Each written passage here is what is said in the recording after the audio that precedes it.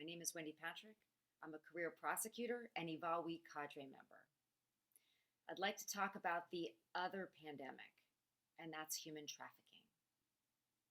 Human trafficking has been impacted adversely by COVID social restrictions. We have to take advantage of the reality that there are modern methods of detecting and exposing the exploitation. Unlike COVID-19, human trafficking constitutes a different kind of pandemic, which unfortunately does not come with hope of a vaccine.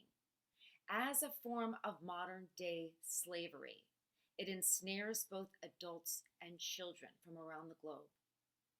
As a prosecutor, I spent years prosecuting trafficking-related offenses and helping the victims.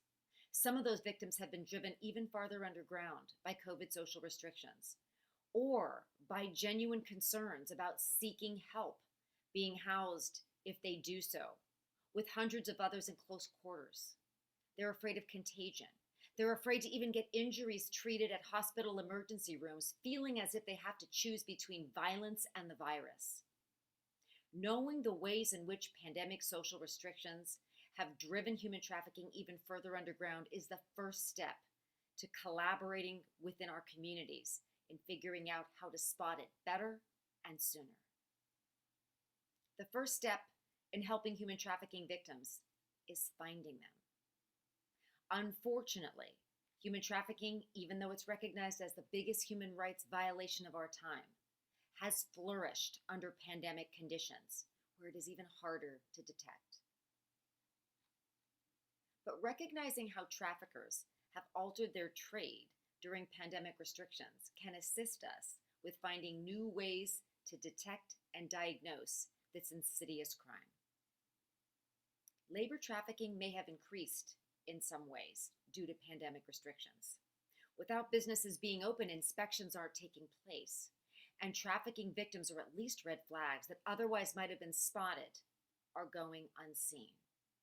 We don't notice things like a server that never leaves the building, or somebody that doesn't appear to have any identification or speak English, or people that work untenable hours, clearly in violation of labor laws. We don't notice any of that if a business isn't open. Not to mention the economic reality that people might become desperate in pandemic conditions, having lost legitimate jobs, and might be even more vulnerable to labor trafficking exploitation. As the insidious practice of human trafficking continues to evolve, detection and prosecution efforts continue to evolve as well. Proactive modern cooperation and community partnerships can help us continue to fight this sinister plague. Recognizing how trafficking activity may be increasingly visible online, for example, can help investigators spot solicitations. Understanding the value of increased surveillance of seemingly closed businesses can enhance opportunities to spot labor trafficking that otherwise would not easily be visible.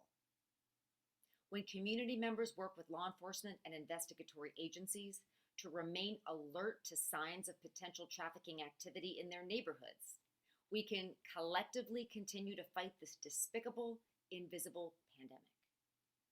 By continuing to be the eyes and ears of law enforcement within our communities, we can continue to collectively fight this insidious, invisible pandemic together.